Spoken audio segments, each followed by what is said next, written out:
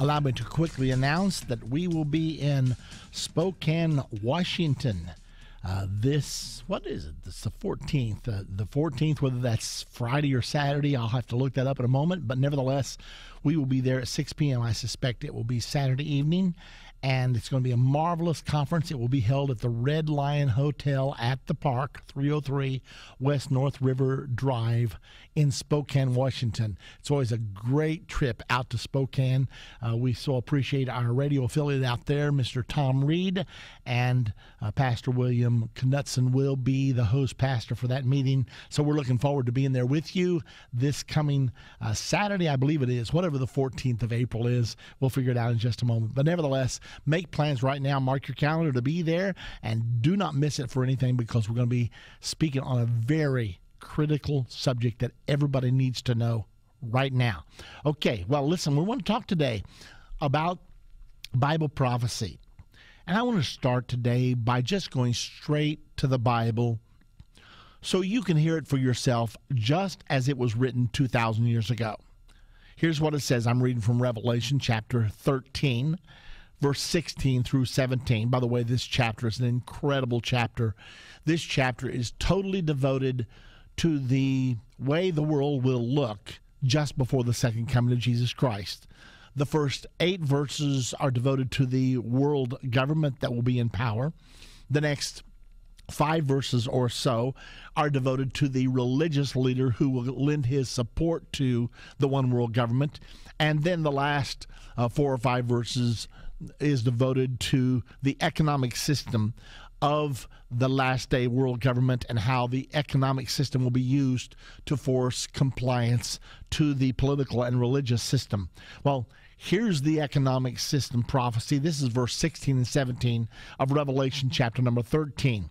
And he causeth all, both small and great, rich and poor, free and bond, to receive a mark in their right hand or in their foreheads, and that no man might buy or sell, save he that had the mark or the name of the beast or the number of his name. 2,000 years ago,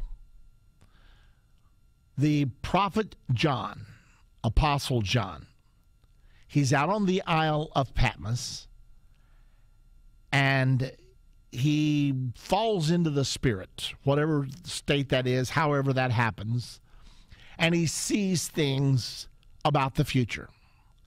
This particular passage is about the way the world will look 42 months before the Battle of Armageddon and the second coming of Jesus Christ.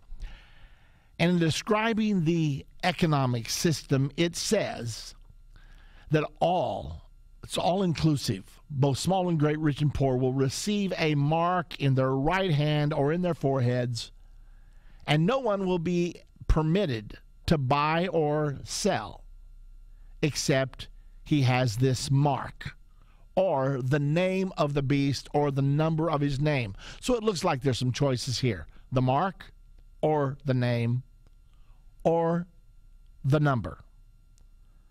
Now, there's a lot of debate about how this is going to be implemented, but first of all, let me point out to you, we are considering a prophecy right now written 2,000 years ago that has been absolutely impossible for 2,000 years. This prophecy, written back about 95, 96 AD, could not have been fulfilled until right now. This is a unique prophecy, only possible now, only with the invention of the computer and only with the birth of the internet. I mean, the technology is just now there to be able to implement this mark of the beast. Now, it will not be implemented for another 3.5 years. It's in the process of implementation right now. The networks are being built. The identification cards are being passed out all over the world, in the U.S., in China, in India, all over the world. So everything is being prepared right now. But to actually implement this program as what the Bible calls the mark of the beast or the mark of the Antichrist, that won't happen until the Antichrist himself is revealed. That doesn't mean that we shouldn't concern ourselves with it right now, because there is indication that a few nations will be in dissent against this program and against the power of the Antichrist. We certainly want your nation to be in dissent, and I know there are people listening to me right now from all over the world. Of course, we who live in the United States of America, we want our nation to be in dissent. There are some nations that will not be in dissent. I can name them for you. Great Britain, Russia, Germany, most all the European countries. They will not be in dissent. I can name two nations that will be in dissent. One is Jordan, the other is Israel. We are hoping the United States will be in dissent. We can't say that for sure, and we may explain that later on in the program. Nevertheless, the prophecy foretells a time when every person will have to have a mark or a number in order to participate in the economy. This article caught my attention. It actually comes from Infowars.com. It's entitled, New Microchip Knows Your Location Within Centimeters. Now, in case you're not into the metric system, centimeters, you could just say within inches, because that's what we're talking about here. New microchip knows your location to within inches. The development of a new microchip for cell phones that knows the user's location to within a few centimeters confirms the fact that, contrary to biblical fears about mandatory implantable microchips, people have willingly exchanged their privacy for convenience, and that the cell phone itself is the de facto mark of the beast. Now, this author is saying the cell phone is the mark of the beast. I am not willing to go there with him. Nevertheless, that doesn't mean we should not consider what he has to say, because the fact is our cell phones have become the tracking device that all dictators have lusted after for many, many years. The article goes on to say, Broadcom has just rolled out a chip for smartphones that promises to indicate location ultra precisely, possibly within a few centimeters, a few inches, vertically and horizontally, indoors and out. And this report comes from MIT Technology Review. In theory, the new chip can even determine what floor of a building you're on, thanks to its ability to integrate information from the atmospheric pressure sensor on many models of the Android phones. Okay, we got some more to read, but before we go there, let's think about this. Okay, we're really getting used to this thing. We all know that the cell phones that we have, I mean, I've got one right here. If you're watching on the webcast, you can see I've got this one. It has GPS capabilities. It happens to be an iPhone. There are many phones out there. As a matter of fact, 82% of Americans own cell phones, with around half of these being smartphones like I hold in my hand. Now, in the near future, the majority of Americans will own smartphones that will have the ability to track their location down to a few inches. All right. So right now, you say, well, what would you do if they were ever after you because they don't like what you say on the radio? Well, I suppose I would throw this thing in the river and go the other way, or whatever the case may be. The point is, we have accepted incredible intrusion into our privacy.